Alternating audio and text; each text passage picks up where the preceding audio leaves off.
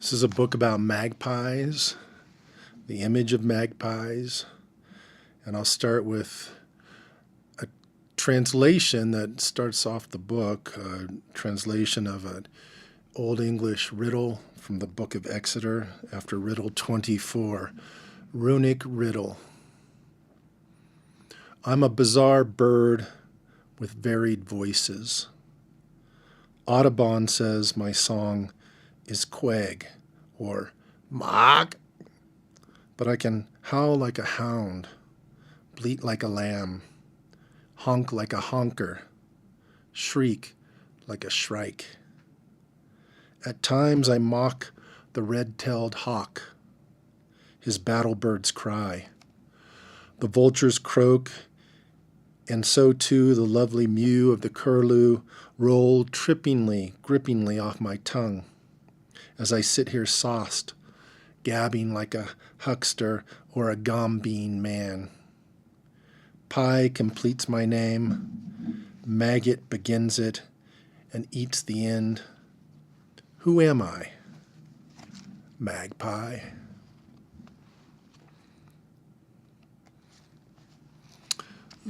The impetus of this book is manifold, but ultimately I wanted to capture the essence of magpies, and the book for the first section begins with an epigraph from the famous Polish poet Miłosz, who wrote a poem called Magpiety.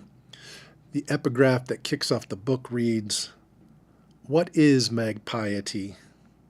I shall never achieve a magpie heart, a hairy nostril over the beak, a flight that always renews just when coming down. And so I shall never comprehend magpiety."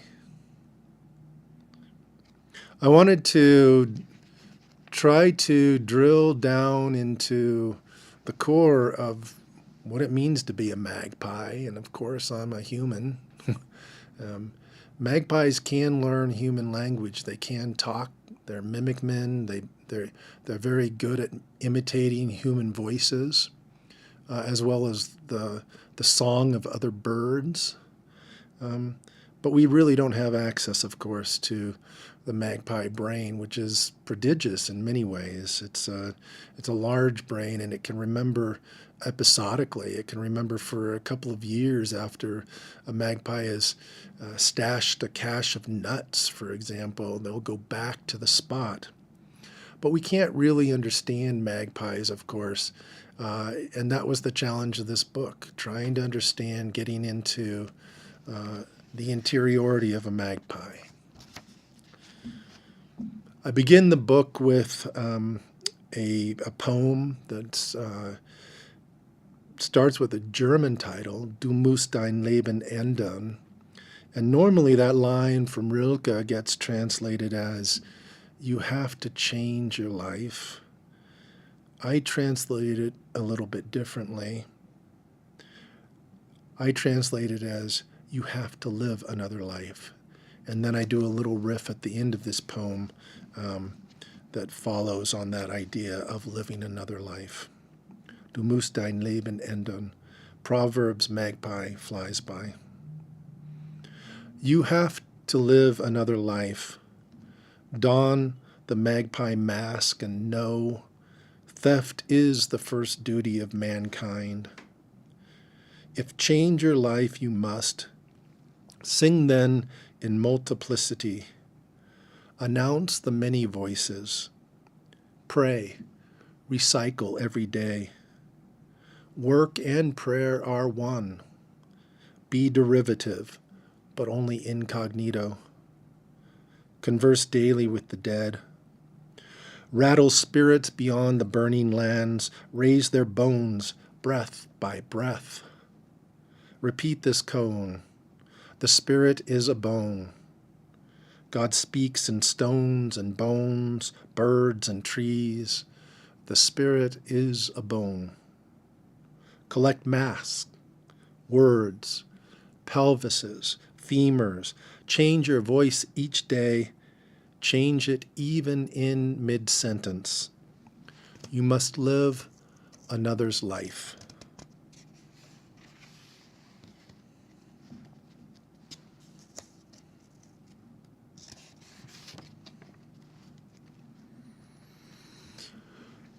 In many cultures, magpies are revered. In Cheyenne culture, for example, the Cheyenne people will name their children magpie. Mo'eha. Mo'eha is the Cheyenne word for magpie. Korean culture, there's a reverence for magpies. But throughout the American West, magpies, since the time of first contact with Lewis and Clark, have been despised in many ways. Lewis and Clark write lovingly of magpies in their journals, and they'll describe them in great detail. But by the same turn, they'll shoot magpies. They kill that which they describe with such loving detail. Throughout the American West and in Europe, particularly in the British Isles and Ireland, magpies have a reputation for being nasty birds, and ranchers and fruit ranchers, farmers, etc., long ago developed a sort of mythology of magpies. Alexander Wilson, a kind of contemporary of John Audubon, wrote a famous book of ornithology of North American birds. He came from Scotland, Alexander Wilson did. And here's a sonnet that I based on an entry from Alexander Wilson's characterization of the magpie in his book, The Birds of North America. Alexander Wilson's essential magpie. Magpie, a bird destructive to orchards and gardens, noisy and restless, flitting always from place to place. So fond of carrion is this corvid, he alights on bovines' backs to feast on larvae, festering in the shoulder flesh. But the bird eats all sorts of vegetables as well as fruits. He sups greedily on grains, worms, and diverse insects. When domesticated, magpie learns and imitates the human voice, articulating words most distinctly. Dishonorably, he displays his tribe's pilfering habits, filling every chink, nook, and empty, dim-lit space with whatever offal he can thieve and hoard away. So halting is his gait, he surely suffers epileptic fits. Measure by measure, this fowl's essentially absurd, decidedly rotten, the most unbecoming of birds.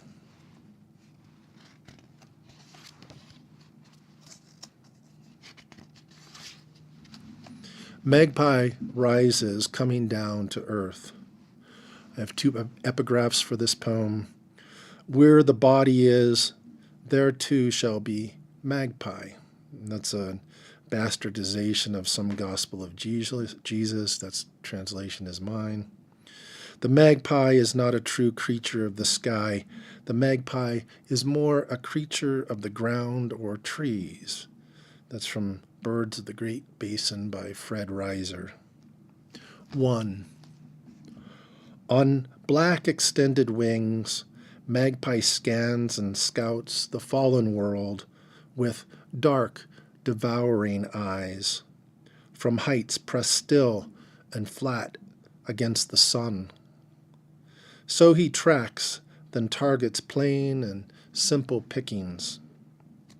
Before he lights, though, magpie makes a rainbow show, a kind of wavelength flight on blue-black wings, a coaster ride that in the solstice sun hues iridescent green, a rising rush below the sheltering sky, a curving climb by which he nearly clips a twist of scrub oak crowns, then falls and dips and lofts again before his sortie ends, touching softly down in meadow grass, lush and tall. Looking, listening, Ear cocked to the ground, magpie scries for secret signs of tiny maggot flies or beetle grubs whose work it is to feast, to thrive on all that's left behind, to ripe and rot, and thus help this our spent and weary earth revive. 2. Above the snowbound mountain, in a cloudless cobalt sky, it seemed the only moving thing was a jet-black magpie eye. Then all went still when within his retina scan, a streak of red on white, a strip of scarlet flesh, into the corvid's focus came, and in that vision same a jigsaw spine of black on white, a heartbeat line that puzzled fine through a slain songbird's skull, a bone ball crimson from the kill. Also there beside the songbird's head, an Ouroboros, forgotten and forsaken, a snake of gray and purpled innards coiled, round a gizzard bulged by death and grainy sand. So magpie lit and feasted. This poem's called Snockbrock at Glendalough, County Wicklow. Snockbrock is the Irish for magpie. It begins with an epigraph from the Irish Annals. On Christmas night in the year 835, the pagan Vikings raided two of the great monasteries of Ireland, St. Kevin's at Glendalough and St. Mogh's Clonmore Monastery. 1. Walk wind-racked shores by two lakes within the glen. Ascend the raked and narrow path. Rise to St. Kevin's Church. Then wind round the tower. Stand beneath the plinth of lichened stone. Hold still. Wait and watch the clouds scarf granite slopes, while winter flaws, bitter as sin, white-cap the waters that brim the glen. Breathe, draw in the silent solstice damp and wind. 2. First upon the narrow path, you appear ex nihilo, ye thieving bird, so self-assured and loud, your song can't be missed. Bleating like a lamb, shrieking like a shrike. But then you lift, flashing wings of iridescent green and blue on black, and fly to light among the tilting tombstones. A spot forever sorrow-swept and swooned, when berserkers felled screaming, fleeing monks, hacked their limbs, and rolled their holy heads upon a goat-groomed lawn by the burning oratory. 3. Up the plinth you rise, to grate against the grain, as if to spite the pool of gravity. So I wait and watch you prove there is no fear in love. There is no fear in love. Hopping, rising up, you wind a gyre of your own round Kevin's tower, talons taut on hand-hewn stone, gripped sure against the gale.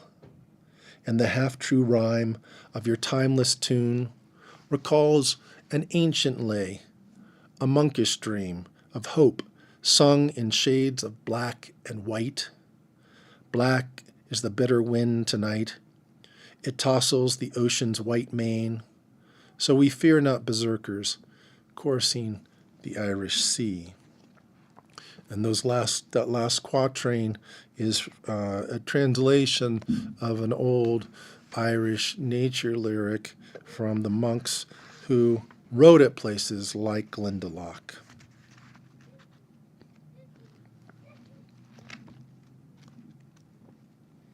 This next poem is from the perspective of Magpie. It's spoken in the voice of Magpie.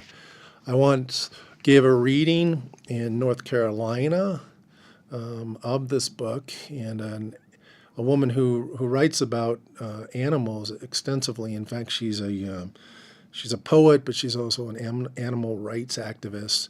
She called me on the mat for presuming to be able to speak for Magpie. Yeah, I step into Magpie's voice and into Magpie's mind. I do it because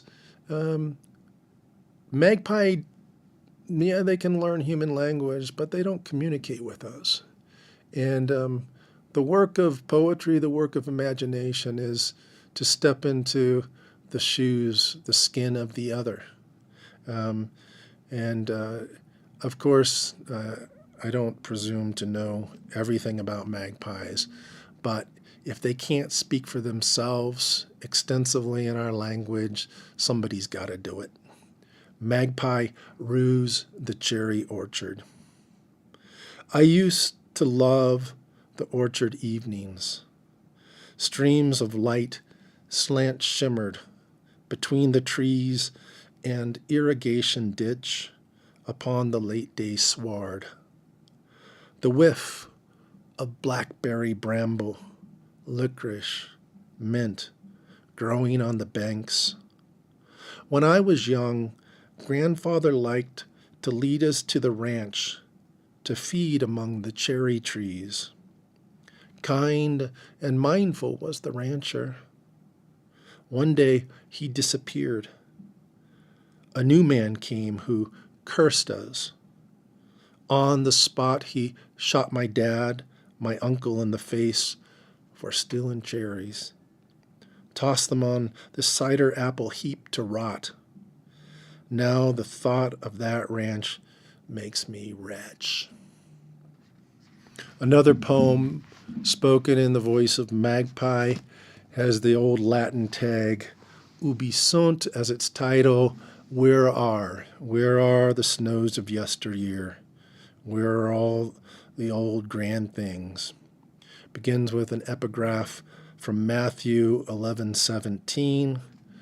I've got another voice in this book. It's a book of many voices, a multitude of voices. It's Jesus' voice. We played the pipe for you, and you did not dance. We sang a dirge, and you did not mourn. Ubi sunt, spoken in Magpie's voice. I hunker in a forest, bolstered by my brother's blood. I'm a magpie on the margin and own but a paltry heap of pilfered goods. A dried newt, a tattered braid of yarn, a shekel tarnished, 4 chokecherry pits, a brush once owned by Farrah Fawcett, a shot glass brimmed with DDT. My dwelling is a keep, commandeered from a restless linnet. My middle kingdom is the spirit's Buon, a desolate dominion shunned even by the sun. My bed's a bowl of twigs lined with mud and finest rootlets. My loose roof's a dome of sticks and trinkets speckled by starshine, moonlight. Sometimes I flee to a waste of wilderness at mountain's edge. Perched on the ledge between hell and heaven, a spot near the cliff where the angel of light tempted the teacher, I look about and stare with a heart sorrowed and scared. The whole world lies before me, and should the guide I choose be nothing better than a chemical cloud, I cannot lose my way. For we find the massacre, no matter where we wander. Desecration lies all about. Where are all the forest trees? Where the toads and crickets? Where are all the honeybees? Where the rider and the horse? Where is the horn that was blowin'? Where the slender-billed grackle and passenger pigeon? The least vermilion flycatcher and cockawee, the Carolina parakeet, the bush wren, and the Highland capercaillie. Where, oh where, are the snows of yesteryear? Where's the remorse for all this destruction.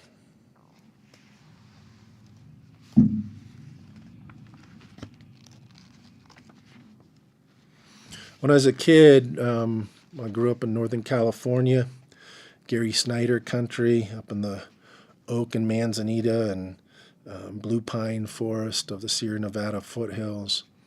And like all the kids um, in my part of Auburn, California, out in the woods, we'd go out with BB guns, pellet guns, and shoot at stuff. My friends liked to shoot birds. I never shot birds. I didn't like doing that. But this poem and the next poem are a recall back to those days of kids I played with who shot birds. This is a poem about a magpie right for the dead. Magpies, we don't know exactly what they're doing, but when one of their own dies, they do some sort of rite of mourning, it appears. They won't leave the body. They'll caw and mog for the dead. It seems as though there's some sort of emotive response to having lost one of their own. This poem is called Grief Observed. And there's another epigraph from another Gospel of Jesus. Blessed are they that mourn, they shall be comforted. When they'd killed the magpies and the hooligans had cooled their guns and slouched away that cold, cruel Valentine's Day, I thought it was my lot to mourn the dead, to tend the big-time wound left to rot in winter sun. Alone I stood in that garden waste when I had the thought that I ought to dig a grave to spare their bone crates from coyotes and the hungry hounds. Then, in a burst of brilliance, the sky brimmed with magpies, a flash of illumination in black and white. A host of magpie kith and kin come back to tend and keen the fallen. Landing next the strewn corpses, they began a cawing ululation, pecking, prodding, preening the limp and lifeless bodies dressed in red, iridescent blue, black, and white. Soon a few of that keening crew plucked and gleaned off a nearby green, newly sprouted leaves of grass, which they bore, then laid upon the rent and blood-stained earth around their magpie brethren's heads. Were these not corvid wreaths of grief? This next poem is another poem in that vein of kids shooting birds, and I remember this distinctly. It was nearly 50 years ago, but this kid named Carl shot a bird, a little quail. I think he had a pellet gun, probably just grazed it, didn't kill it. And while it was alive, he started plucking the feathers off of the crown of the little quail that was still alive. And he started to mock it in a voice which will be replicated in this poem. The bird refused for Seamus Heaney. She lay dead, felled by bird shot. No sober thought of desecration ever crossed his tender mind when he pinched and quickly tugged to pluck the feathers from the songbird's sorry, sagging skull. Her head was bare and white now, freckled, slightly red, so that the sight appalled him. This hapless, balded bird recalled his mother without her woolen cap on the cancer ward. To salve the wound, he laughed and chanted, "Sing, Professor, sing." That's truly what he said, while he plucked a jigsaw path of down to show a shattered windpipe, pink and raw. Then the boy, he blew, but nothing, not a nix, went out or in or through the haggist, battered thrapple. The broken bird stayed silent still, refused his breath, refused to sing again. So with all these attacks on magpies, all this destruction, and there are a number of war poems in this book as well, um, which I don't have time to read. But there's a lot of violence in this book, and by book's end, I just want to get the hell out of town, out of Dodge, and so ultimately, I decide that I'm going to retreat to Sun Mountain, Tava as the Utes called it, our local mountain here, named after Zebulon Pike. I retreat to Sun Mountain, and in the course of going there, I actually turn into a magpie. I'm a half bird, half man. That move is actually, it's a riff on the Bwila Shwibne, a Middle Irish epic that Seamus Heaney translates as Sweeney Astray. But it's also a riff on Han Shan's Cold Mountain Poems, the ancient Chinese poet who goes and lives as a hermit on the mountain.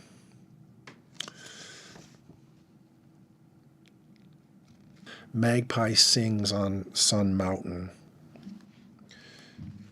Then, as a cursed migrated soul, Shwibne Mac skedaddled from the battle, not as a man anymore, but as a bird of the air, in madness and incredulity. Flying out of the murderous into the miraculous, he began to sing a scattered song, but one that sent up some semblance of solace. I skip, skim, dip, and climb past ruined, rubbled cities, suburban stone heaps, middens of history. Derelict defenses high and low stand watch all around. Radar, anti-aircraft batteries, missile silos, satellite relays, and millions of burial plots to quarantine angry ancestors. Spirits long gone, forgotten, but just as many tombs, too, waiting for the living dead, great and small. In an alleyway, the rustle of a tumbleweed mimics an empty plastic sack, and the voice of a hacked spirit tree cries out. Can I only sigh at so much life squandered, lost? Who will ever see the sun again, or sing on its holy mountain? And I, the birdman, begin to sing. In the aspen shade, all his senses opened, refreshed. Slowly, he felt himself becoming new, becoming something strange and wonderful, becoming well again. Still, the route was no less rocky, and since singing smoothed the way, he made a song about the steep journey that lay ahead of him. Going to the mountain, poetry, going to the mountain, let me be. Yeah, I'm going to the mountain, poetry, going to the mountain, let it be. Going to the mountain, set me free. Going to the mountain, poetry. Once he staggered onto the holy mountain, he dreamed into being many other songlines, so he'd remember what ought never get forgotten, so he might remember the way. Escaped from the abattoir, my magpie, who is partly me, reaches the forest margin, where we ascend the path of magpiety, the way up Sun Mountain, the path that is no path, the way never ending. Folded foothills rise and fall as far as these magpie eyes can see on 100-mile day. Scree and glacial debris litter steep slopes. Cricks, rivulets, and rills well from rocks and hills, like the place and flowers where pollen rests. The east slope cradles the sound of melted snow running fast. Here below the tree line, in spruce and fir shade, where lichen flourishes, the air so cool and thin it tastes like liberation. Over the lower western slope above eskered moraines, I learn to glide and smile again. I dip and sometimes even soar. The savor of wind and moss in my mouth and nose gives rise to green thoughts in a green land, to peace, thoughts of the world below, all wrapped in silence, stillness, marriage of mountain and sky, blows my mind. My days are filled with wandering across the mountain, wondering why it took so long to ditch the minefield of memory, the catalog of killing. Many are the miracles scattered, strewn on the way to magpiety. Instead of flying, I sometimes claw and creep up Tava's face, so new and weak my wings are. The mountaintop peaks in and out of view, blocked by crags, hoodoos, glacial boulders higher than huge houses. So I seek small creases of passage. Between a havoc of boulders, towering mansions of stone gape just enough for me to slink and slide lizard-like through fissured rock. Then the narrow trail opens out onto a field in bloom, a field of luscious larkspur, lupin, monkszhoods, gentians, buttercups, and carpets of snow lilies. Who needs to summit Tava when you can loaf in wildflower beds? At my feet, on the cobbled riprap, a dragonfly catches her breath. I could eat her, so famished am I. She tilts her head with her compound eye, throwing a look my way that shows no fear, just compassion. Looking, I recall, is the better portion, not eating. Oh, that I could see as she, through 100 lenses of love. I've come to see the earth as earth must see itself, which means my eyes pry into cracks and hard rock crevices, peer into luminous, clear-watered lochs and tarns where I look for what seems forever.